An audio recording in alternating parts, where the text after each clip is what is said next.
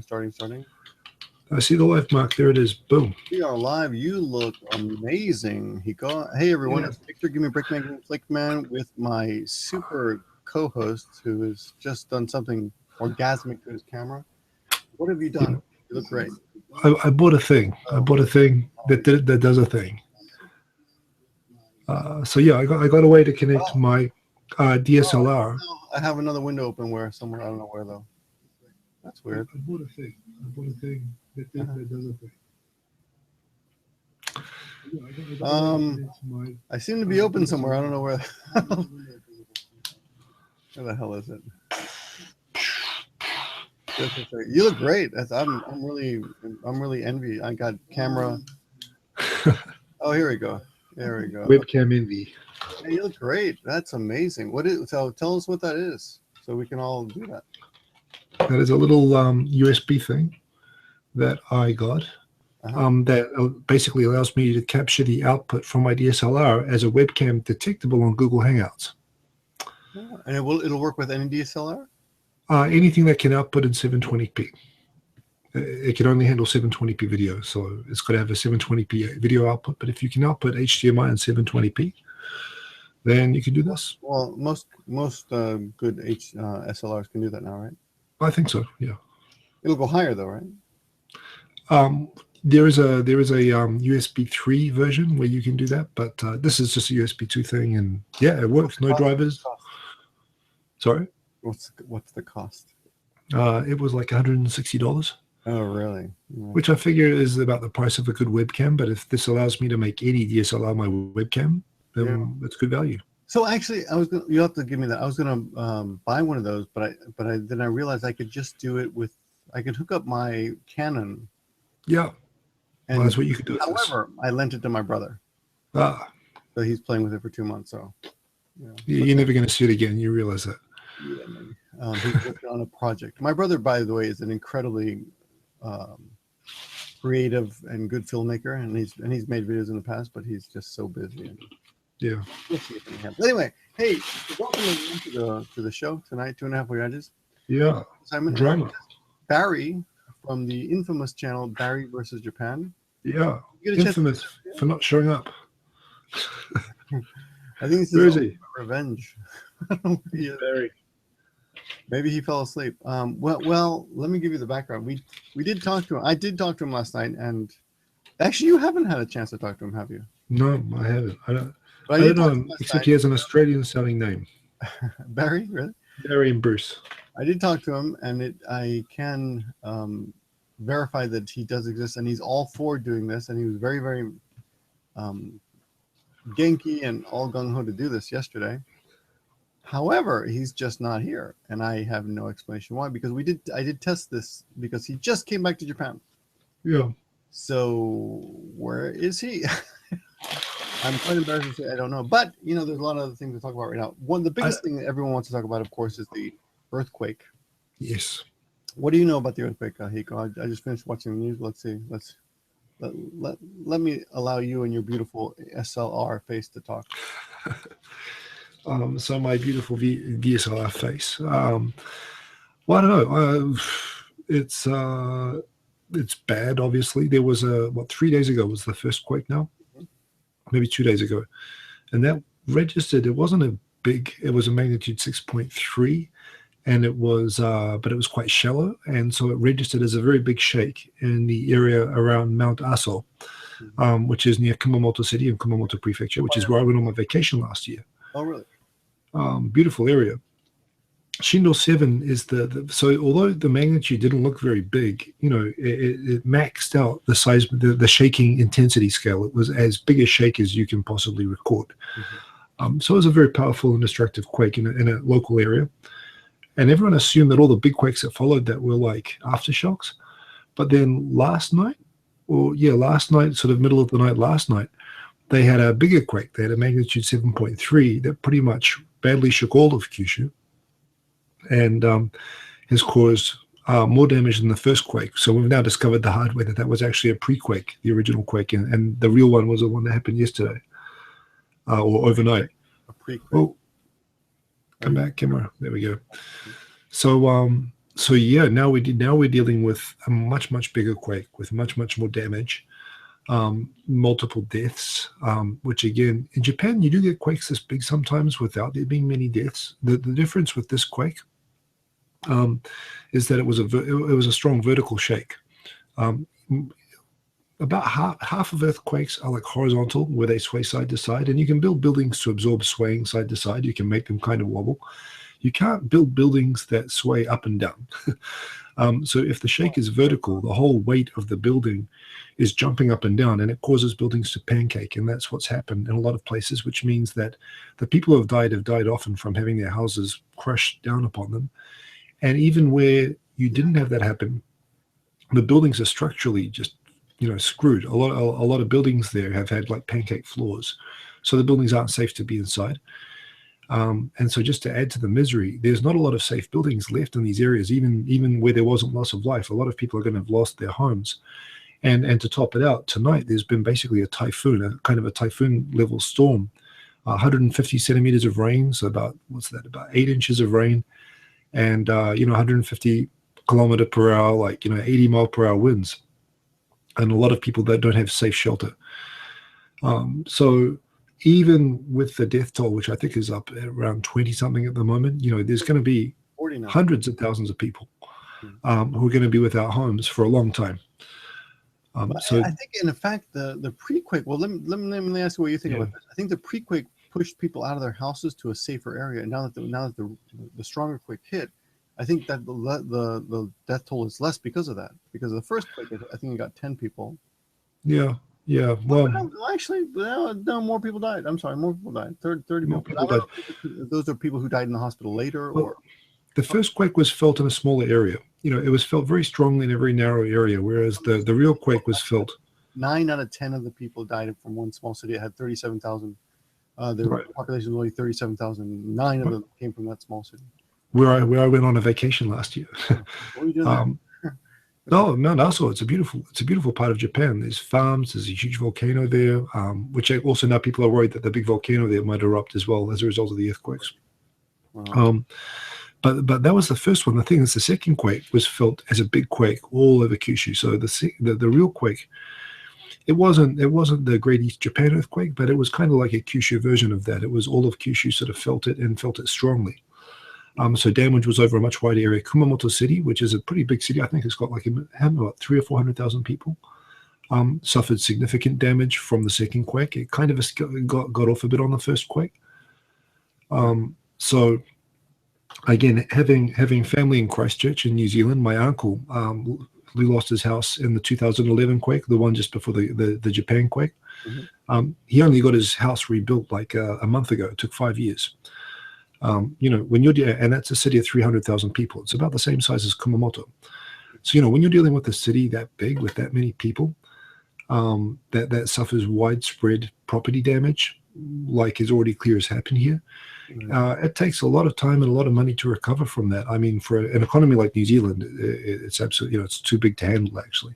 Now you're talking about when you're talking about the quake strength, we should point out that the Western Richter scale and the Japanese quake scale is completely different. When you're talking about it, which are you using? I obsess over this, and anyone who watches my videos knows that I talk about this all the time. So magnitude, we use Richter scale, which is magnitude. What magnitude measures? Earthquakes are bombs. That's the way I like to put it. The American one, the global standard is magnitude or Richter scale. Okay. The thing is that Richter scale doesn't measure shaking. It doesn't measure how big the earth. It doesn't measure how much an earthquake shakes. It just measures how much energy is given off by the earthquake. So if you can imagine an earthquake being caused by a bomb going off underground, what magnitude tells you is how big the bomb that went off was. Mm-hmm. But how big the shaking is, whether that translates to a shake, that depends on how deep the bomb was, how deep the source is, what type of soil, whether it's granite or soil, rocks or soil, right. How far away you are from where it went off. All those things impact on how much you actually feel shaking. The Japanese appreciate that what's more important is not how big the bomb that went off was, not how much energy was given off. What's important is how much it felt. And so Japanese issue these maps which show how much the ground shook in different areas. Right. I saw you think on Facebook about that. Yeah. Yeah. So the Richter scale only measures you know, the central energy of the quake, you know, which can be big or small, but it doesn't actually tell you how it feels. People What was it talk on about the how it feels. 6.3? You remember? I don't remember. The first one was 6.3. The second, there were a couple of sixes, and then there was a 7.3, which was the big one. So, and also the Richter scale, when you go up 1 point on the Richter scale, it's actually double in strength, right? Is that right? It's 25 times its magnitude. So one represents 25 times more energy. And again, the easiest way to think of it, although that I like to explain it to people. Okay. So if you imagine like an A bomb being tested underground, like they bury the A bomb underground, it's how big the A bomb that they exploded was. So this was a 6.3, so it wasn't a super big A bomb, but it was quite shallow. It was 10 kilometers, so it was relatively close to the surface, the first one. So in a small area, it caused a lot of shaking.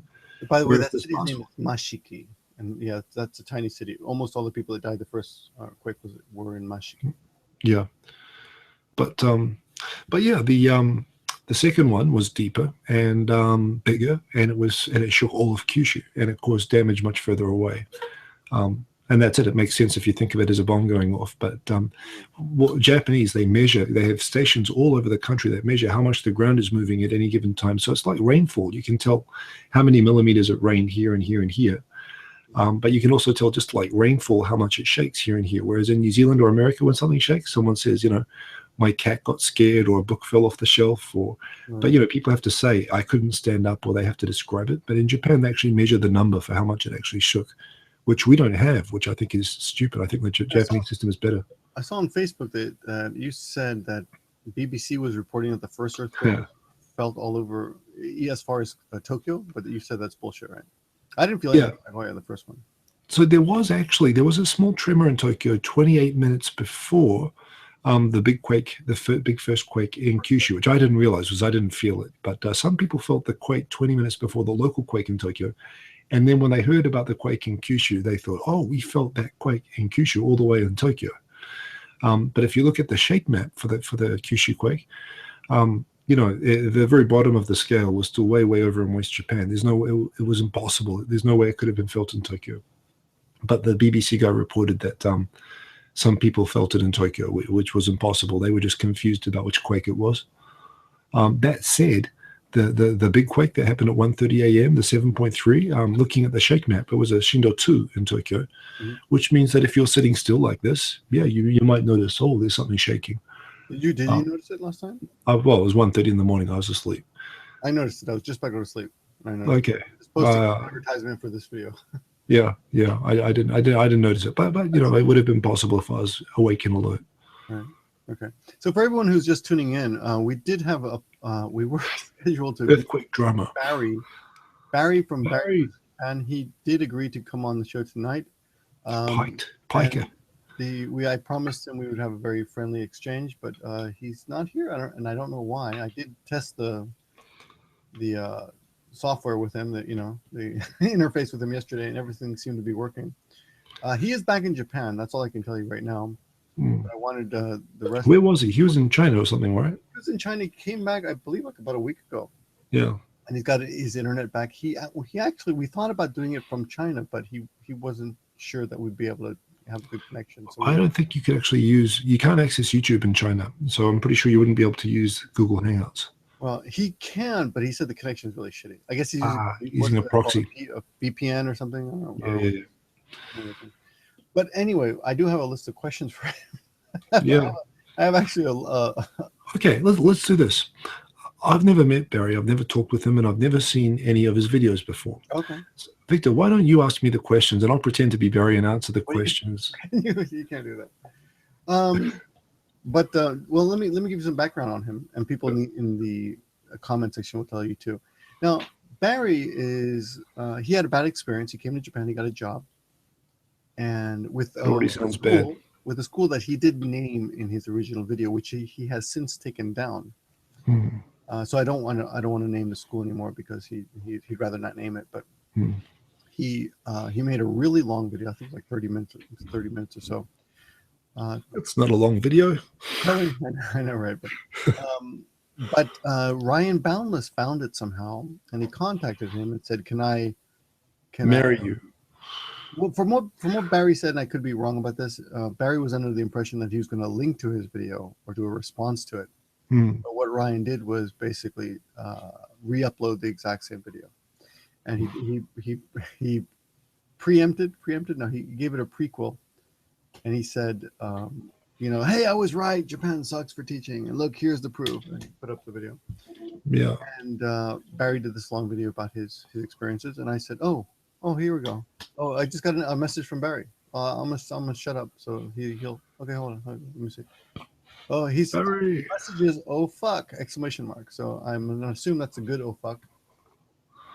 You should be seeing him soon. It could mean that like his arm has been sliced off and he's typing with one hand, and you know that's what I would say in that situation. Probably his nose. You know, he's just pecking. It could be a terrible disfiguring. Everyone rubs their tummy. That's the way to get someone to appear on in a magic way. According to Broad City, by the way. Oh, it's rub your ass. Find someone to rub their ass, and something good will happen. By the way, there's a really good new comedy show called Broad City. If you get a chance to see it, Hiko, it's really good. All the top comedians are appearing on it because it's so just wild and breaking the barrier. And two women being very, very funny. And Hillary Clinton actually appeared on the show. So if you get a chance, you guys got to check out Broad City. I'm using this opportunity to actually tune in and check the comments. Yeah. And they are hella funny. This is actually, you know what this reminds me? We've got to get someone to help us keep track of comments in the show. We had someone last week. Yeah. What was his name? 82? Last week, Solomama 82, yes. 82. So other than oh fuck, how is Barry doing? Like I said, now I have material, so I can actually work with that, and I can still be Barry for you. Well, I'm assuming. Yeah. Let me see. Come on, Barry. Are you coming on, man? We're waiting. We are waiting, and he's here. Yeah. There he is. I am such an asshole. I'm sorry.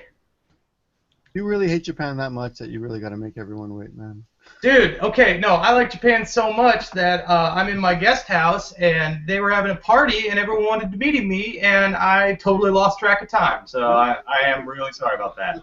Man, Japan sounds horrible. I know, it's just miserable place. Jump out the window. Just get out of there. Yeah, the people are so mean. Like, yeah.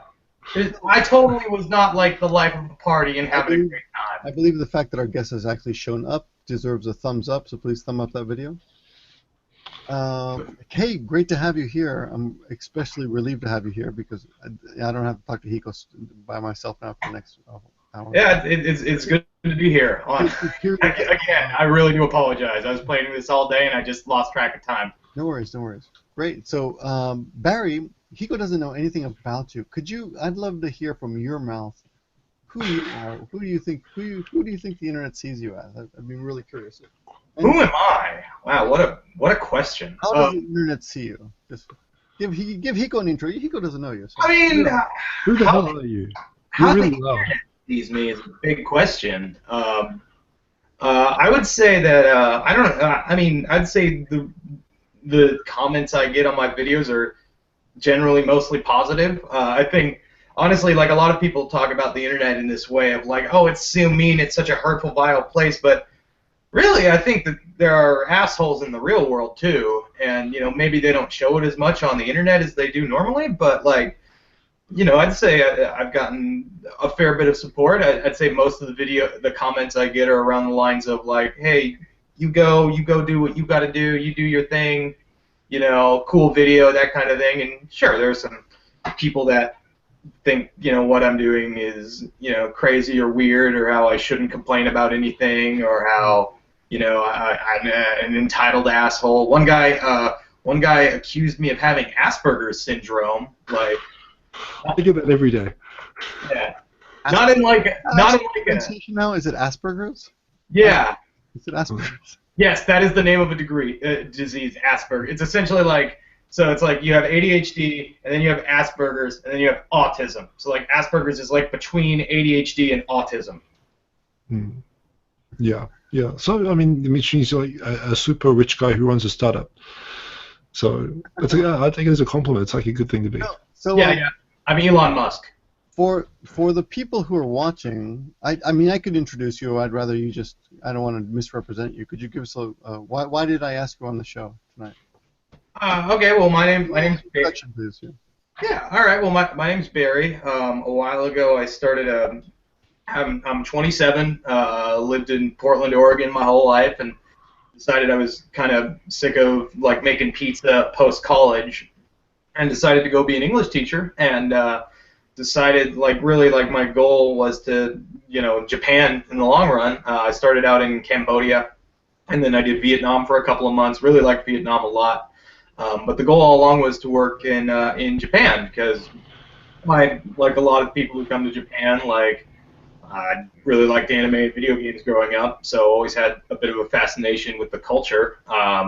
And I studied some Japanese in college. Right now, Skoshi Nihongo, I'm learning slowly. And in June of last year, I got a job at a unnamed eikaiwa, and I was up in a small rural town in Miyagi, and it was a pretty hellish experience. And the reason we kind of started talking is I put up a 40-minute video that I've since taken down for philosophical reasons, detailing what my experience was, and it was a pretty awful one. I was at a really bad employer. My hours were really, really crazy. I had a lot of classes and students. It was made clear to me that my job was not about education. It was about kind of having fun and being, crazy, wacky gaijin, so that the parents would keep signing up for classes and paying. It was a business.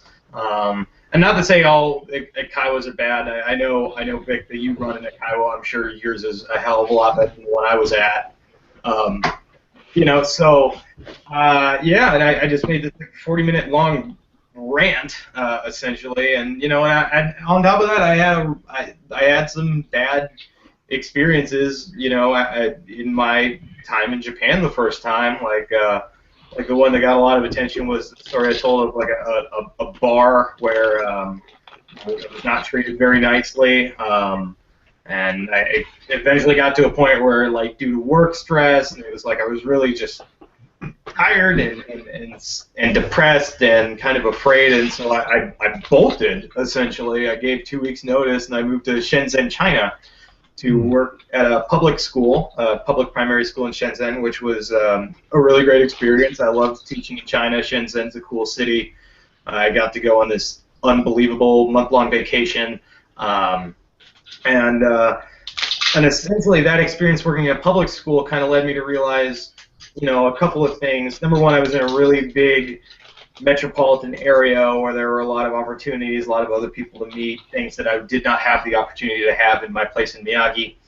And when you work in a public school, it's not about making money, it's about education. And I had a great working relationship with the people there, and I had a great time at my school, but an opportunity came up to work in, I'm in Sokashi, literally right on the border of Tokyo. I'm essentially in Tokyo.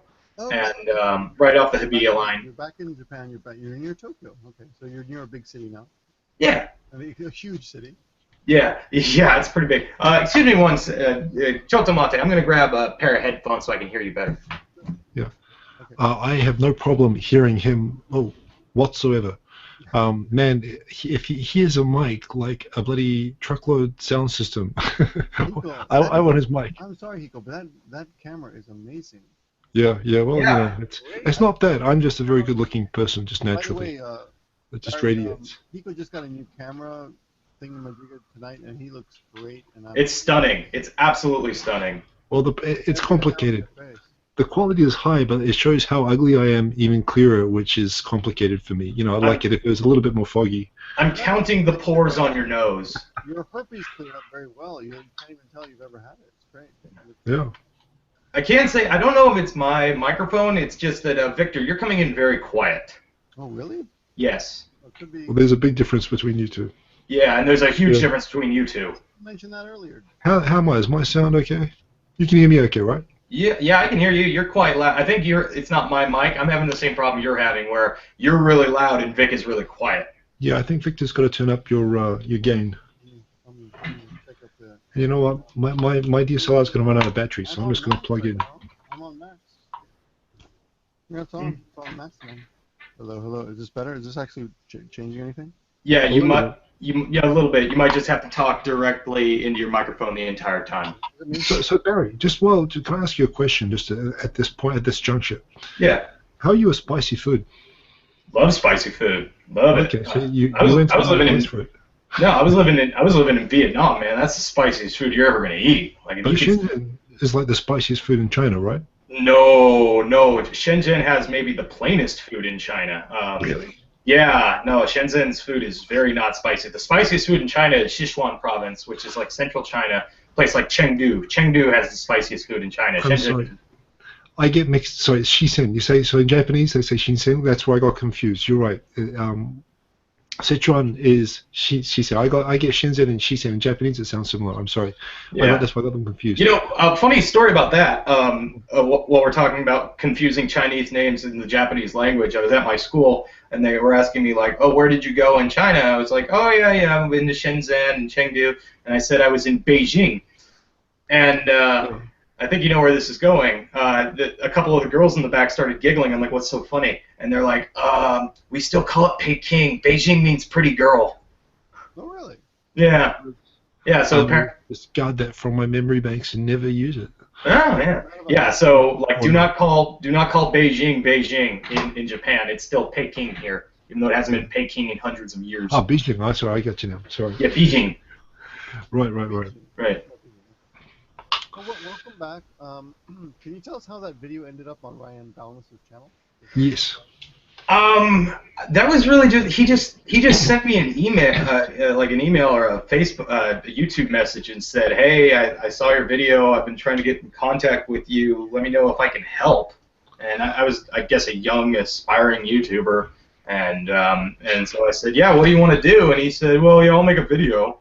And I said, "Well, okay. I mean, you want to like shoot something together, or like, well, what do you want me to do?" And he's like, "No, I'll take your clip and make it myself." And then so his video, so you can still technically see my video even though it's off my page. He essentially made like a 5-minute preview of saying like, "Hey, you know how I've been saying Japan sucks? Well, here's another story of a guy who thinks Japan sucks." And then he just pasted the entirety of my video in front of his 5-minute video.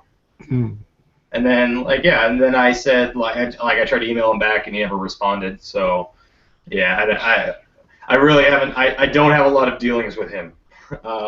I'm not gonna say he's like, I know some people don't like him in this community. I mean, I don't hold any ill will against him because I don't know him bad enough or good enough. Provide so much material.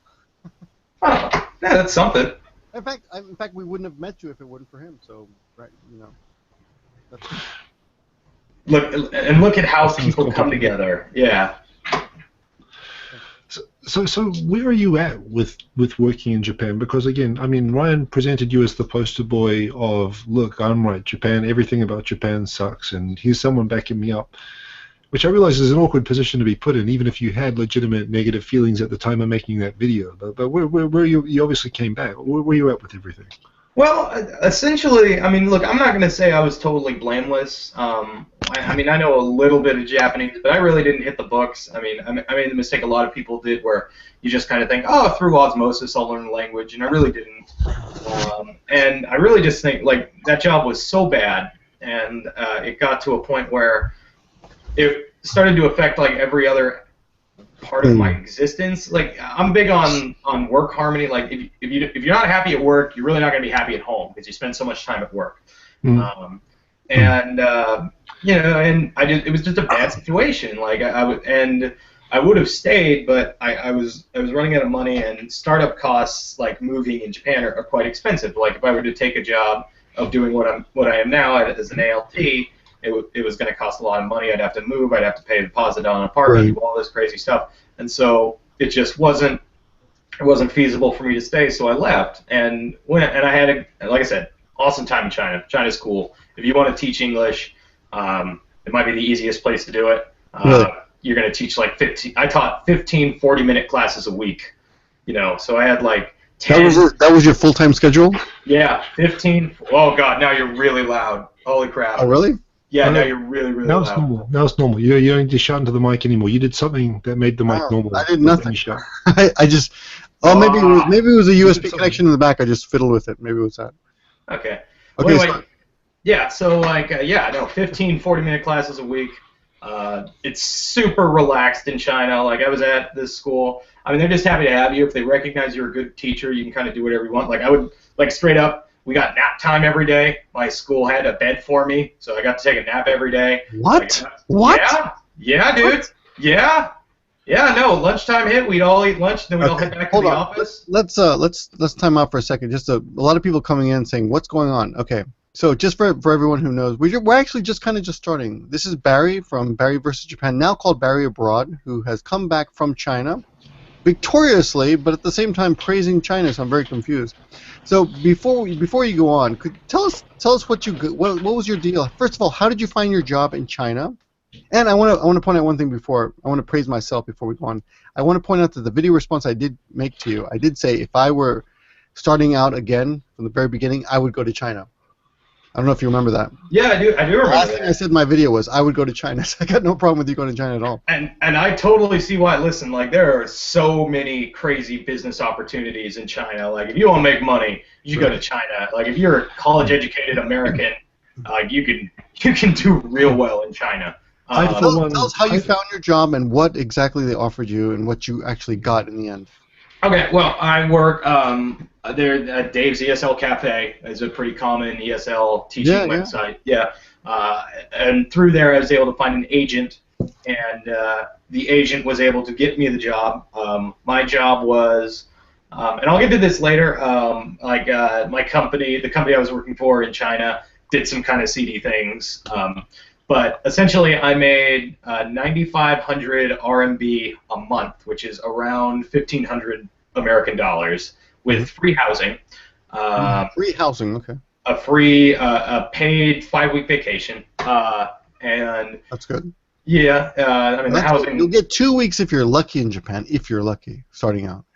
Yeah, I get. I mean, well, as an ALT, and my so you get 3 months off because you get 2 months in the summer and then a month in the winter, and 2 of those 3 months are paid 100%, and the other one is paid 65%. So that's not bad. Yeah, no, I'm pretty happy about it. So about $1,500 a month, and living in China is like straight up like if I get paid 9,500 quiet, and I really wanted to live like a pauper, I could live on $2,000 of that no problem. So if you wanted, like, I could have easily saved $1,000 a month. Living in China, so. But you didn't. Oh, of course not. I partied like a maniac. Okay. The hookers and blow. No. The drugs in China. That's different. That's Tikio sound. That ambiguous response actually just made the whole thing entirely more suspicious. But yes, that's drugs in China are a real questionable thing. I would not recommend doing drugs in China. Not even pharmaceuticals. They're quite easy to get though. To review, Wikipedia is asking. By the way, Wikipedia, welcome back. Great to see you again. Wikipedia is asking why you left China. Unfinished business, and even though I was having a great time in China, even though I was doing everything I liked, having a good time, meeting friends.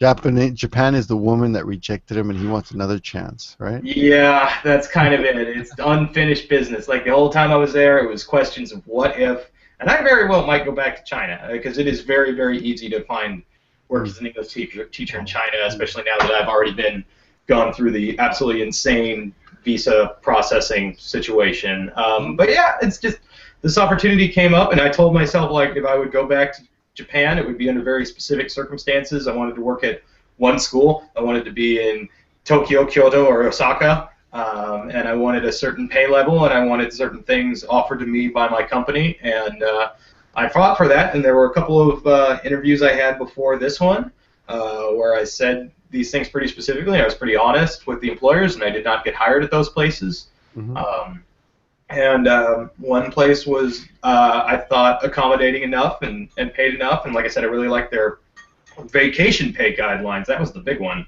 because that's the one where you can get screwed. Because it's like if you're not getting paid 3 months out of the year, it's pretty hard to live. So, it's just like it's not. it's not like I said goodbye to forever for China. Like that door is pretty open, but it just you're right. I'm a scorned lover. You're right, Vic. But you took your video down. I'm impressed by that. Why impressed? Well, because you changed your mind and you admitted it. Because that's something that I've done, and that's why my name is Gimme-A-Flake-Man, because people say you're flaky for changing your mind. Oh. I got no problem with that personally. But. Well, people change, and I don't necessarily. I did change my mind, but like I was really I was bitter and angry, And yeah, you were pretty angry.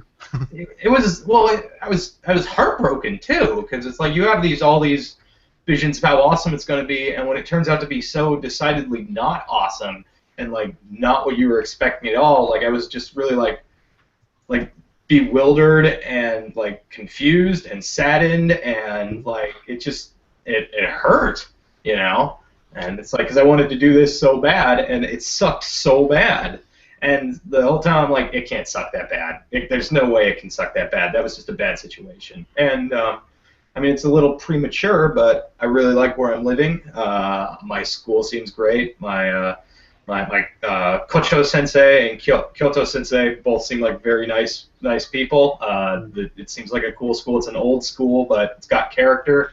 Kids are fun. I was out there, watching them do baseball practice and tennis club and that kind of thing. And I played tennis, and I also did some little league coaching back in America. So I've talked to the principal, and I'd love to help with that. And they seem, apparently their last ALT really sucked, so they're really happy to have a guy who's down to help out. Okay. And going back to something you mentioned, I think a lot of and I think this is true in China too. I think this is true in all ESL teaching. You mentioned this in a previous video where it was the one where you were talking about the ALT pay scale and that YouTube, that Facebook video. Oh, you saw that? Okay. Yeah. Yeah, I did see that. I was about to mention that. Good. I don't have to. Yeah. That good. Most teachers suck. Straight up.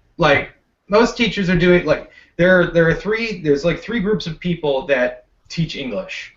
There's guys like you, Vic, fairly successful, I assume you're good at it. I'm good at it. I don't know about successful, but I'm good at it. Being successful in business and being a good teacher are two different things. Right. Okay. Very true. Very true. But it's I'm doing okay. And then there's guys who to be honest, this job worldwide, not just in Japan, not just in China, not just in Vietnam, attracts losers who couldn't hack it in their home country. No. Yeah. Well, you know what? I think that's such a big bullshit thing, because most people can't even get a passport. Most real losers can't even get a passport. So I think that's okay. That's true. Criminals are excluded from this conversation. You're right. Okay. I think if you can get a passport, you're already not a loser, because if you can get out of your country, that's one thing. But anyway, okay. Well, that's my little. And that's not everybody. Believe me, that's not everyone. I knew a lot of damn good teachers. But you're right. There are a lot of people don't. Well, it's not that they suck; it's that they don't care to try. Yeah, and I think and this was true in China, because my school seemed to like me a great deal and were very saddened by me leaving. They threw this big kind of celebration for me before I left. They gave me this absolutely beautiful handmade wall scroll that a friend of mine back in Shenzhen is going to ship to me. They were just awesome, gracious hosts, and I think if you actually read about that, yeah, I think if you actually put forth the effort and care and show that you care and show that you're trying, I think that goes a really, really, really long way. Well, Woody Allen said 10% of it is just showing up on time, Yeah. Okay. So most people get 10%, and so it's I'm writing. Kind of, they asked me what, how do you want to, teach the classes? What do you want to do? So I'm writing proposals. I've got my whole introduction thing planned out. I'm going to bring in my old rugby jerseys, including this is my funny piece of flair that you asked me to wear. This is my jersey for the Shenzhen Dragons Rugby Club. Cool. Yeah. Position. I was gonna. Well, we didn't ask you about that, but that's Chinese rugby jersey. Yeah. Where do you play? Center back. Center back. So you mean center? So 13 inside or outside? Outside. Outside. Oh, very good. They're talking about some language. I don't know. I'm dreaming of being a fly half, but I can't kick worth shit, so it's kind of difficult. Yeah. Yeah. I'm a You get to kick people in rugby. I like that sport. That's a good sport. It's fun, and the kids are really. The cool thing is the kids at my school are really interested with it because Japan just had the greatest upset in rugby history at the World Cup this year. They did. I was watching that game with South Africans in Shenzhen, and they looked like the equivalent of like they just found out that their mom had got hit by a car and they had gotten diagnosed with cancer within like 10 minutes of each other. They were gobsmacked. And yeah, so I think if you, like I said, like getting back on topic, I think if you actually try and care and are interested and like want the kids to succeed, I think that really goes a long way. More so in a public school setting than it does in an Ikaiwa where all they're concerned about is money. So in China, they're not concerned about money. Well, I mean, if you're in a public school, their goal is education. Who was paying? Who was paying you? The actual government was paying you. So I was similar to the ALT system here in. You have an intermediate. You have a middleman. Yeah, and I mean, money was never discussed with them, but I know that like here's the thing. So it's like I really didn't deal with them very much. Like my talks and discussions were directly with the school and my principal and my vice principal. And so that's not even allowed by some ALT companies. What? Them only. Talking to your boss? No, it's like it's ridiculous. I don't think that's true with my company. They've been like, yeah, do whatever the principal wants you to do. So, yeah, no, I would like, and so their concern was like, how are we teaching English? What are you doing? I would turn in, lesson plans every week. They would ask me like, all right, how are you doing? How are you going to accomplish this, that kind of thing? And they were concerned but hands off, and I think I made good strides. I will say, like, there are much, much better English speakers in Chinese public schools than in Japanese public schools. Like, my 13-year-olds at my school in Japan, they're about the English level of where my 7-year-olds were in China. Huh? Say it one more time?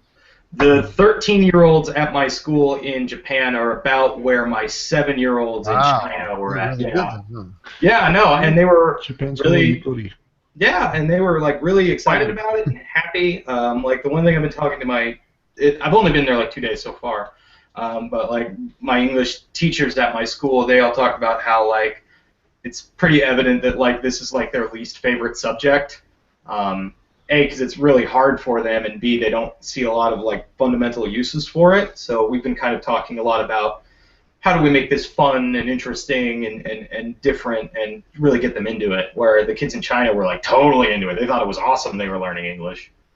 Wow, okay. Well, that's great. I hate to interrupt this but I got to interrupt for a second to show you guys something. I thought we're trying to do segments in this. Don't do it, man. Don't do it. Oh gosh. People are commenting on your facial hair situation. Who? Me? Yeah, like everybody's saying, like, what happened to your face? Oh no, so I gotta just do this real quick. Can you see that? Whoa. Can you guys see that? Yeah, whoa. What was that? That was weird. Whoa. How do I stop that? I don't know. Stop. Okay, there we go. All right. Okay. It's like a 1970s music there we video. go. Oh gosh. So last week, Rachel. Oh God. Rachel got a new pair of shoes and we showed them off. And yeah, and I showed my feet for a moment. So I asked people to send us pictures of feet, and these are the only feet that were sent to us. So I was really just I was these are great. This is not the YouTube discussion I signed up for. No. So every week we're going to show a pair of people's feet, and that's this week's feet. Now, if you do not like those feet, or if you have a problem, then you should send in pictures of your feet, and we'll declare your feet. Now, these came from Twitter, and I unfortunately don't remember who sent them to me, so I would have to apologize to the person who sent me that picture because I forgot to credit you. But they're a wonderful pair of hairy feet, and they remind me of my mustache, so I'm a little bit sad. I think you should check. They look a little bit like Ryan Boundless's feet to me. You think so? Yeah. Why do you have specific memory of other men's feet? Well, I have a thing, No, he's guessing. I think I'm assuming he's guessing. Yeah. He's just imagining. Just good imagination. Kind of negative. I have beautiful feet that you will never see. So next week, if you would like to see your feet on the show, please send us a picture of your feet, and we would love to present them. What a question. Okay, and the next part of this, if you don't mind me taking over here for Hiko. Yeah, Hiko, you're gonna have to help me with this. Yeah. We wanna give you 20 questions. Oh yeah. And you don't have to dwell on these. Just respond quickly. Got it. Okay. First thing that comes to mind. Okay. All right. So I'm going to give you a question, and then Hiko will give you a question. All you have to do is respond. Some of them are safe. Some of them are a little bit weird. Okay. Hiko, you want to start? Sorry. Where's the list? Oh, I made my own list. I assumed you would make your own list. Okay. Wait, well, you know what? I'll tell you what. I'll give you 10.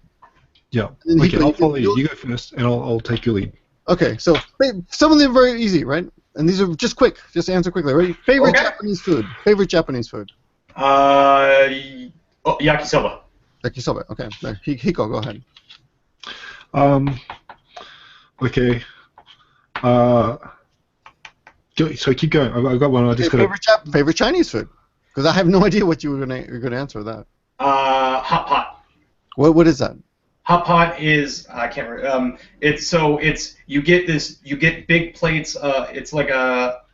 You get big plates of different vegetables and meats, and then you have this big pot full of hot, oily soup, and you dip the meats and the veggies into the soup, and the soup cooks the meats, and then you pick it out and you eat it, and it's fucking awesome. And it's this big, it's like a group food thing. You don't really eat it by yourself. You get a group of like 4 or 5 of your friends together, and you go out and you get hot pot. Hot pot is awesome. I can vouch for that. Okay, great. Okay. Here's a stupid question for you. Well, Hiko, go. No, I go on. Bush or Trump? If you could vote for George W. Bush or Trump, who would you go for? Good question. Great question. Wonderful. I firmly believe that, Bush or Trump. It's Bush or Trump. Trump, because I believe he can bring forth the apocalypse that America desperately needs to get better. Wow. Tear it down, build you back up again. That's good. Yeah, okay. Yeah, that's it. That's what we need. Curious question. I have a curious question for you. Are there any Chinese versions of Godzilla? I'm sure there are. I mean, they really like, they like big monster movies. Actually, you know the movie Pacific Rim? Yeah. That is like one of the biggest movies. That's like the biggest American movie in the history of China. Everyone there fucking loves Pacific Rim. Okay. So, like, they're making a Pacific Rim 2 specifically because it did so well in China. Wow, that's amazing. Yeah, it is. I'm really happy about it because I love that movie. That's great. Okay, Hiko? Okay. If you were to choose between the Bee Gees or I like those questions. Or the Rolling Stones, you had to listen to either the Rolling Stones or the Bee Gees forever. That's an easy question. Are you kidding? Really? Are you kidding me? Of course, the Stones. I would be Bee Gees all the way myself. You're Bee Gees? Oh, you would Bee Gees. I'm sorry, we're gonna have a new host next week. I'm taking applications right now. I'll send you applications. I'm not ashamed. Okay, sorry. So hold on, really? Well, Barry, just answer just to be polite. The Stones, bro. Of course. Okay. There we go. Ready? Here we go. Okay, next question. What did you miss most about Japan? Baseball. What? I love never baseball. Guessed that. Oh no, I love baseball. I love, like, my father and me grew up loving baseball, and so one of my goals here is I want to go to every NPB ballpark, and I've been to 4 so far, and I think baseball games here are super festive and super awesome. I love going to, like, the right field cheering sections. And it's super good. Cheering sections are awesome. That's true. Yeah, it's super fun. Yeah. So fun. Even if you don't follow baseball, go to a baseball game. They're a lot of fun. Yeah. No, I would honestly say baseball. Okay. Hiko, you got something? Yeah. When you get a Kentucky Fried Chicken, are you more into legs or breasts? Breasts. Yeah. Okay. No. Breasts are good. I'm more of a leg guy, but. Wait, are we talking about chicken, or is this the pseudonym for women? Well, it's however you want to take it. Breasts. Yeah. All right. Tell us your favorite dirty Japanese word, and you can pass on this. Remember, you don't have to answer any questions. But my question is, tell us your favorite dirty Japanese word. And follow it up with tell us your favorite Chinese word, and what does it mean? Because we don't speak Chinese. Okay. Well, deo means fuck in Cantonese. On that note, so. Deo. Deo. Deo. Tail. Say it one more time. Deo. Deo. Tell Jamaican. What? Deo. What Yeah. about Chinese? What about Japanese? Kusal. Kusal. Okay. Yeah. What is So that is like? actually. Isn't that like God damn it? Isn't that like the equivalent It's of damn it? shit. Shit. Damn It's it. shit, Yeah. but it's yeah. Shit. I have a friend who was a super playboy dude who actually said that like so is the best pickup line he's ever used. Really?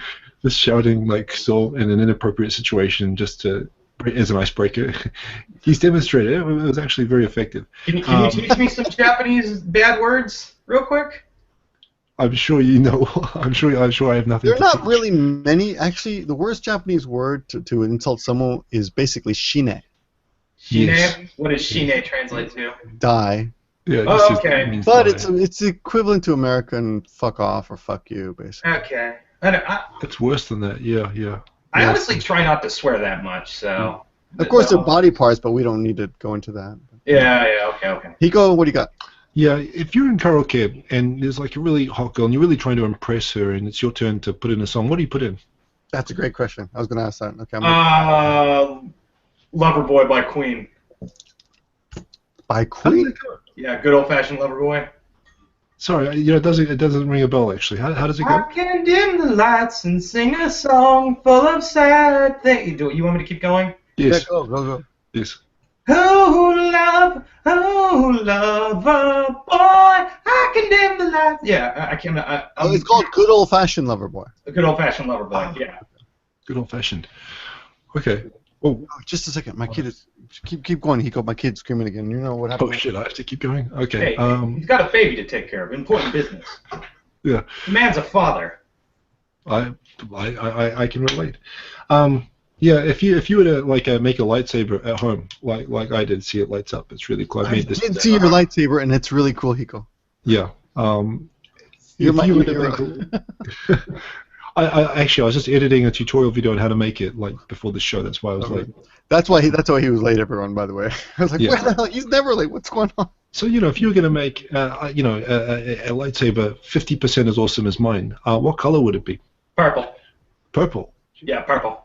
Who used to make? Do you know who used a purple lightsaber? There was one guy. Yeah, Mace Windu. And Oh, they yeah. actually added it to the canon and the fiction because Samuel L. Jackson went to George Lucas. He's like, yo, dog, I want a purple lightsaber. Yeah. And George was like, well, there's green or blue. And he's like, no. Purple. Yeah. You've actually you have just upped a 15% increase in respect based on that answer. Yeah, I tip my hat to you, sir. Or Yeah. down, depending on how you feel about Star Wars. No, purple. Well, it does show knowledge of the prequels in ways that some people don't like, but I've become a big fan. So The only good thing of the prequel trilogy is Mace Windu's purple lightsaber. yeah, it actually is. So that's actually why I made a purple lightsaber today. All right. Sorry, your turn. So, which do you prefer of the following 4 categories? Chinese, I'll give you one by one. Okay. First one, Chinese food versus Japanese food. Japanese food. Okay. Chinese apartments versus Japanese apartments. Well, Japanese apartments because they're Really? actually they're fully constructed and my apartment in I made that video of my apartment tour in China, but it was half constructed. Like half the walls were painted, the other half had its lead-based primer on it, which I don't think was healthy. The floor was falling apart. The bathroom was half constructed, and so it's not like so in Japan you have a very small bathroom, but you have the toilet and the shower separate. Like the shower was not separate. So if you were taking a shower in my shower in China, you were actually like standing around the toilet and getting the toilet soaking wet while you were taking the shower. So you were showering yourself and the toilet. Well, it's got a nice. I hope the beautiful toilet felt shower. better. Okay. Yeah, and Japanese apartments involve tap water you can drink. You can't drink the water in China. You can, so in the major cities it is technically drinkable, but it is full of chlorine. You're essentially drinking pool water. Mm-hmm. Okay. Yeah. Here's a tough one for you. Chinese romance and Japanese romance. I do not have enough experience in Japanese romance to. That was the other thing. I mean, maybe I was also really mad because I just had no romance when I was up in Miyagi. But Chinese romance is fun. It's also like shooting fish in a barrel with an RPG. So like, Really? RPG. I really don't want to come off like, oh God, there's no other way to say it. It's really, really easy to get laid in China. It's really easy. I can't imagine it being easier in Japan. There you go, ladies and gentlemen, and we will have no more immigrants to Japan. 1,000 flights just took off and left handed at the same time. Okay, how about Japanese beer and Chinese beer?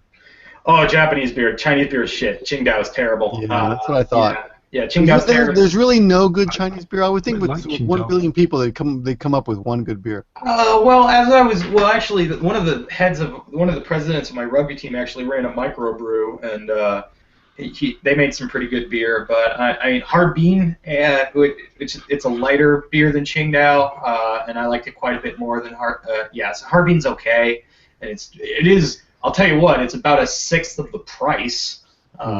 So it's like, but okay, all right. So think of it this way: it's 1/6 of the price in China, but I don't know if the beer in Japan is 6 times as good.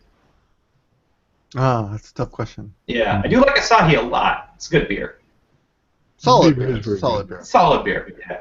Of the big ones like Kirin Ichiban and Sapporo and Asahi, I'd probably pick Asahi. All right. Nico, you got anything? Yeah. So you have the same respect I do for the color purple, which I quite liked. And there was I noticed a comment that came up regarding knowledge of Prince songs. How was your Prince? It's nowhere near what I want it to be. Every time I listen to Prince, I like it a great deal. But I have Prince is one of the greats. I mean, seriously, I think he's like one of the greatest artists like the last. When Doves Cry is on my iPod, that's really the only like. I like Prince a lot. I should listen to more Prince. Purple Rain. How are you with Purple Rain? Yeah, Purple Rain's a hell of a movie. It is a hell of a movie. Yeah, a great soundtrack. That's a great soundtrack. Yeah. I think what's going to happen with Prince is kind of what happened when Bowie passed away recently, where I really got into Bowie because he died. So I got to wait for Prince to die, and then I'll get really into Prince. At least you're honest. That's an interesting way of putting it. Yeah. I've also been getting into Merle Haggard lately because he died. That's kind of how I go. Oh man, he was great. Merle Haggard rocks. Oh, I'm impressed you like Merle Haggard. Wow, that's impressive. Okay, yeah. I'm a big I love country music. People don't. That's my secret there. But. I like some country. Like I really hate like pop country. Like anything on current country radio stations right now, I find like terribly revolting. But I love Hank Williams III, and Merle Haggard's pretty awesome. Love Cash, that kind of thing. I think Wikipedia is very upset that you want Prince to die. But I didn't say I want him to die. I said that's what it's going to take for me to like Prince. It's a very big difference. Jackson is like, okay, I like this guy now, but people are going in opposite directions. It's impossible to please everyone. I just want to make this clear. So you left Japan because you thought you were getting screwed over here. You went to China, you had a great time, and you did very well, and you got laid, I'm assuming, and all that. Which is great. You had a lot of fun. You had so many girls. But you came back, and I'm having trouble understanding why. Like I don't understand that you came back really just because you just have unfinished business here. It really wasn't. I mean, you didn't. And you said there's so many great opportunities in China, and even I said if I had to go over, I would go to China. So. Is it just that? Is there something else? It really is just that. That's pretty much it. Yeah, and like I said. Like, I think I said this in the video where I announced I was going back to China. I could be making a fucking horrible mistake right now, and I like fully acknowledge that. But I have to know. If the grass is greener on the other side, and there's a good chance it's not. And honestly, by the time, this English teaching thing, this is really hard to make like a legitimate career. I think a lot about I would say no one should try to make it a career. Yeah, like this should be a fun thing you do for a few years in your 20s as a cool experience and then go back home. So like as far as like financial things, like I just thought it'd be cool to do it in Japan, and and it's like that was where I wanted to do it, and like I might do a year here, and I might or I might do a few months here, and like I have a high school in Chengdu lined up because I really love Chengdu, and that job's open in September. So if I do this for 2 months and I hate it again, I'm gonna go back to China. So you talk about having a backup plan, Victor. This is my backup plan. I got a very solid backup plan lined up. What about Korea? I have not personally talked to an English teacher like face to face that actually liked working in Korea, so I don't really. I'm not really considering it. Yeah, that's fair enough. Okay. Pretty good. So yeah, you don't really hate Japan anymore. You're very open. I never did. I had a bad experience. I don't think the words "I hate Japan" never came out of my mouth in that video. It was like I had a really shitty work experience, and I wanted to explain to people like this could happen to you. I think that was something you said in your video. It's like, and like you said in your video that this is true and it can't happen to you, and it did happen to me, and that left me pretty fucking bitter. But I don't think it would have been fair for me to base the rest of my life on, base what I think about Japan for the rest of my life based on a shitty 3 months. Yeah. And because, like I said, this is like a temporary fun thing I'm doing in my 20s, and the place I wanted to do it originally was in Japan, I thought it was a good idea to go back. I think that's a really, really fair point. I mean, that's it. The truth is, in any country, anywhere in the world, anyone can have a shitty job or go through a bad experience. And, it's just kind of, and I don't think it's fair to tell people to contradict people are entitled to have a negative view if they have a negative experience. I don't think you can tell people they're not entitled to think a certain way. Of course, yeah. And this is my view, even for Ryan, frankly. I have no patience for people who, in ignorance, or just have a tendency or a personality to just rip on stuff, especially out of ignorance. But if it's something that, if there's a legitimate basis for something or an experience, whatever, and so long as you're contextualizing and, some people go a bit crazy sometimes and pretend to be speaking for everything and, they go over the top. But so long as what you're saying is absolutely legit, people are entitled to feel how they feel about a certain experience. And the fact is that even in spite of that, you're willing to, you're looking past that and you're coming back again with an open mind. I think that's a good sign, actually. So, I mean, that shows that you're a broad-minded person, actually. So, I think that's a big plus, actually. That I'm totally with you on that, actually. And geez, I mean, I've had shitty negative experiences in Japan that I've blogged about. I have really bad experiences with women, but I'm still for women. Yeah, well. Yeah, no, same here. I'm still very much pro women. Yeah. What? So your channel's back up, and you're going to be blogging now. So I hope you guys check out his channel. Tell us your channel name again. It's called Barry Abroad, right? Yeah, it's Barry Abroad. Something happened just after Japan. It's now Barry Abroad. It's Barry Abroad. I think tomorrow I'm going to do like a kind of like check-in video. He's typing. But yeah, no, it's just, and if you want to learn, I think right now, I think the best resource for Barry Abroad is if you want to learn more about teaching English in China. I've gone into a lot of detail with that. I have a video kind of explaining a lot of common misconceptions about China, where I go into detail about living there and what it's like to live there. And I think if you're thinking about living in China, I think that's a real good video to watch. I got another video of 10 things to know about living in Vietnam. That was really only based on 3 months there, but the preliminary reviews I got from it seemed like people seemed to think it was a pretty good guide. And I always get messages from people like, hey, I'm thinking about traveling here, I'm thinking about working here, what do you think, what do you think? If you message me about a question you have about working in China or working in Vietnam, I'll get back to you.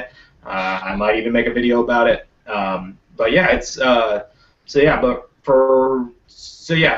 I'm going to be focused a little more on Japan, and I'm going to be looking more into, like, all my videos have just been, like, me sitting in front of a desk and talking like we're doing right now, but I'm really not the kind of, like, I don't want to, like, I don't know, it's kind of, like, not really in my personality to really, like, go out with a, like, Unrested makes these videos of him just, like, walking down the street and making a video. I could never fucking do that. Never do that? No way. I could never do it. Yeah, and nothing against him. Nothing against him. Like, yeah, like I would just think like, what are people thinking right now? Am I distracting someone from doing their job? That kind of thing. That's just my personal idea. But you know, yeah. So I'm looking at. Hiko doesn't make those videos either, do you, Hiko? Not much. Walking down the street. No, I'm self-conscious. Yeah.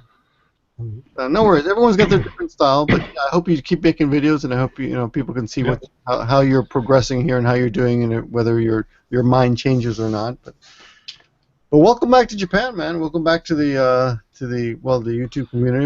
You were never really gone, but now you get more active, and hope to see you in September. We're going to have a party the first weekend of September.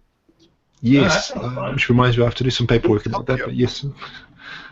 Yeah, so it looks like probably it's going to be September, what is it, 3rd.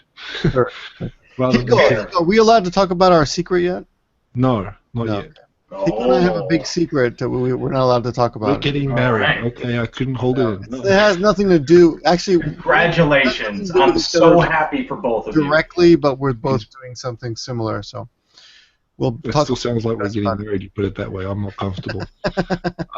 Yeah, no, there is some cool stuff coming, which actually is going to get announced probably this week. So we'll be able to talk about it soon. But awesome stuff. Yes. But the party is happening regardless of anything. So first weekend in January, first Saturday. Tokyo. I mean, I'm sorry, January. No, September. Sorry, first Saturday in September. And hey, Barry, thanks a lot for coming on. Yeah, no, thanks for having me, guys. Yeah, glad you made it on. And yeah, so actually, be real interesting to see how it goes second time around as well. Hope it works out better. Yeah, I hope it works out much better for you this time. I really like my school so far. There are good people there, and that's really. Sorry, we'll close on this. I know you want to wrap up, but it's like your placement is so important. Like where you're placed, what school you're at. And unfortunately, that's kind of a crapshoot because you never really know what that's going to be until you get there. And I think I got real lucky. And I'm also like a 5-minute bike ride from my school, so no training fees. Neighborhood seems real nice. Yeah, I think I've landed in a good situation. I think it's going to go much better.